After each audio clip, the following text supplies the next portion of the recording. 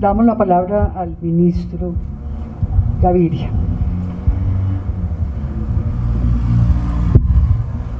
Buenos días o tardes ya, no sé. Buenos días. Bueno, gracias por la invitación. Mi presentación va a ser sencilla, voy simplemente a enfatizar dos de las cosas que ya se han dicho, una por Margarita y otra por Marco, en la que estoy de acuerdo, y quiero presentarles dos visiones, una desde la experiencia y otra un poco más desordenada desde mis reflexiones. Pero quisiera empezar con lo siguiente. Hace un año largo yo recibí una visita rara para un burócrata y un funcionario agobiado por los problemas prácticos de todos los días. Y es que me llegó un catálogo de una selección de documentos históricos conservados en el Archivo General de la Nación relativos al tema de salud. Esta historia empieza en el año 1557, con el Acuerdo Real de la Audiencia de Santa Fe, disponiendo de que se haga un hospital en esta ciudad, en el cual acojan los pobres, entre comillas. Después está en 1783-1784, una historia parecida sobre la hospitalización de los virulentos en su momento. La viruela. Hay, para empezar ya a conectar las historias, uno de 1789 del rey, dirigida a varios de sus virreinatos, donde dice lo siguiente: dice que por razones convenientes a la salud pública, clama casi que se construya un cementerio fuera de poblado en donde se enterrasen todos, sin excepción de personas, pues además de exigirlo las reglas de la humanidad, en nada opuestas a las de la religión, eran bien palpables los efectos favorables que ofrecía esta providencia. Había muertos tirados en las iglesias por todos los lados. Este es el año 1789. Sigue la historia, 1791, y en 1800 hay otro, ya han pasado 11 años desde que el rey habló. Junta de Hospicios de Santa Fe manifiesta que el hedor de los cuerpos ocasionaría desde luego mayores contagios y pestes. Así sigue la historia. O sea, han pasado 11 años desde que el rey dijo publíquese, no se había cumplido nada todavía. Y así hay muchas historias. Los planos, documentos con pronunciamientos grandilocuentes, ordenando que se cumpla una cosa aquí, se cumpla una cosa allá, y pasa el tiempo y se da esa brecha evidente entre el publíquese y cúmplase. Hay muchas historias, pero esta es una que emerge.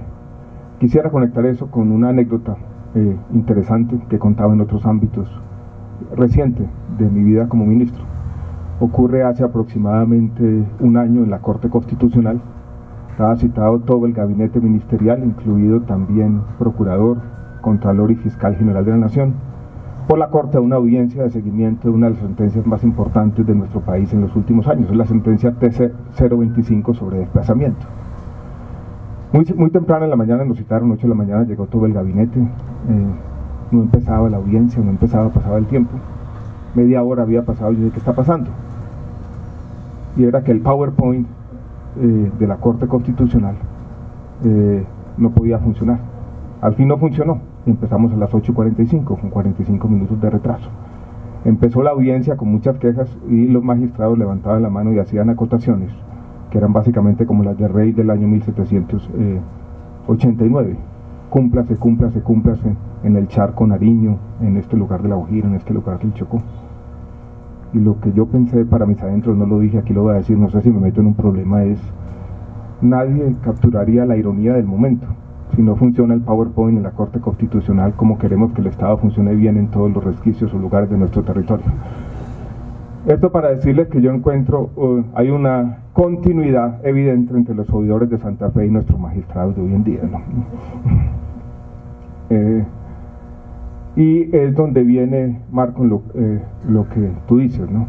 La construcción de Estado es difícil, y yo creo que nuestra historia sí muestra esta tensión en un país con una geografía endemoniada, entre esos pronunciamientos más o menos altisonantes que se hacen desde el Estado. Hay una continuidad evidente y la necesidad de construir capacidades estatales desde abajo, que necesariamente toma tiempo, que necesariamente es difícil, pero que también es heterogénea. Ustedes son historiadores, han estado reflexionando por los últimos años. Yo soy un funcionario agobiado, pero una cosa he hecho más que ustedes, es etnografía, que me la he pasado 4 años también haciendo un trabajo etnográfico fuerte. Y yo creo que la etnografía, lo primero que le enseña a uno es que las generalizaciones son complicadas. Y contar, Marco, por ejemplo, la historia desde abajo, cómo se construye Estado, como una historia de simplemente unos cacicazgos o unos señores clientelistas buscando tener unas redes para capturar el Estado, algo tiene eso de cierto, pero hay mucho más. El Estado es complejo. Ustedes van, por ejemplo, al sur de Colombia y encuentran que el hospital público de Ipiales, por alguna razón, es como una clínica privada, no solamente en Colombia, en cualquier lugar del mundo, incluido un país desarrollado. Y allí las cosas han funcionado por alguna razón. O voy yo a Arauca y me dice insistentemente el secretario de Salud que me quiere llevar a una construcción nueva que habían invertido con regalías, y yo dije, ¿a dónde me van a meter? Y llego allá y este es un edificio de las enfermedades transmitidas por vectores, y hay un señor que ha estudiado una maestría en epidemiología y que me muestra todo cómo funciona perfectamente. Esa construcción de capacidades estatales en nuestro territorio es heterogénea, es compleja. A veces funciona bien en unas regiones, a veces hay sorpresas, a veces sí es la historia que se cuenta muchas veces de ese clientelismo que ha incapacitado muchas veces el Estado en mucha parte del territorio. Esas son las historias que yo quisiera rescatar a lo largo de nuestra historia, no solamente las negativas, no solamente las que pueden generalizarse, sino esa historia que es necesariamente abigarrada, porque la historia del Estado de Colombia, tan difícil, tan llena de todo, no puede resumirse en una sola idea o en 2 o 3 ideas generales. Y yo creo que el respeto por esa heterogeneidad, yo creo que es importante para todos. Yo no he sido historiador, pero sí he tenido una obsesión en mis análisis de historia, y es la obsesión porque se tenga una valoración objetiva de nuestro cambio social. Voy a leerle 2 frases, yo no sé si son historiadores las que la han dicho recientemente, pero que me llaman la atención. Una es de William Ospina, que escribió una caricatura de la historia de Colombia en esa cosa que llama la franja amarilla, creo. Dice lo siguiente: las soluciones de Estado no han sido beneficiosas, atizaron el fuego de la guerra, estimularon el crecimiento de la pobreza y precipitaron el éxodo de campesinos hacia las ciudades. ¿Dónde estaba pues el beneficio social y colectivo de esas soluciones? Es la historia del Estado colombiano resumida en un párrafo o en 3 pequeñas frases, como la historia de un fracaso sin atenuantes. Es una caricatura, por supuesto, es una caricatura que yo creo que todos debemos compartir. Antonio Caballero, quien acaba de escribir un libro de caricaturas e historia, dice lo siguiente: económicamente, creo que esto lo escribió hace 10 años, estamos peor que en los años 30, en el sentido de que hay todo un empobrecimiento y proletarización de las clases medias, empobrecimiento hasta la miseria absoluta de las clases bajas. Nunca en Colombia tanta proporción de la población había pasado tanto hambre. Y yo digo, ¿cómo impunemente pueden escribirse estas cosas en Colombia y nadie levanta la mano y nadie protesta? Cuando llegó aquí la Chinkerry con su misión, entrevistaron al embajador americano en su momento. Y lo primero que dijo, y yo creo que está consignado en la misión, es que le llamaba la atención que en Colombia nadie usaba zapatos. La primera medición que se hizo de las tasas de desnutrición en Colombia se hizo en el año 1965. Estaba por los lados, las cifras son difíciles de comparar, pero 40-45%.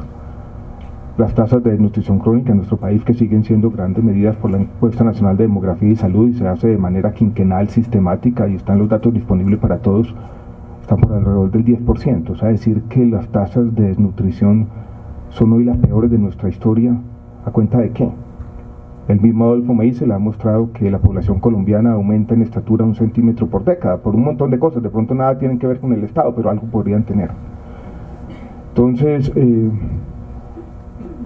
esas versiones caricaturescas, lo que Albert Hirschman llamó la fracasomanía, yo creo que muchas veces nos han impedido entender el papel de algunas de las soluciones estatales en nuestra sociedad, que a pesar de todo no ha sido un fracaso sin atenuantes. Y yo creo que, Liliana, parte del espíritu de esta charla sobre el Estado por el Estado, yo creo que también es de alguna manera reconocer un conjunto de funcionarios públicos de esa que trabajan en las instituciones estatales y lo hacen con compromiso, con dedicación, genuinamente, tratando de aportarle a la sociedad. Y eso hay mucho más de lo que la gente cree. Y yo creo que también eso hay que enaltecerlo. Hay que poner el dedo en la llaga de vez en cuando, hay que señalar lo malo, que ha sido mucho. Pero yo creo que la historia del Estado en Colombia no es esta, que han tratado de caricaturizar a algunos de nuestros intelectuales públicos. Yo creo que es más compleja y distinta.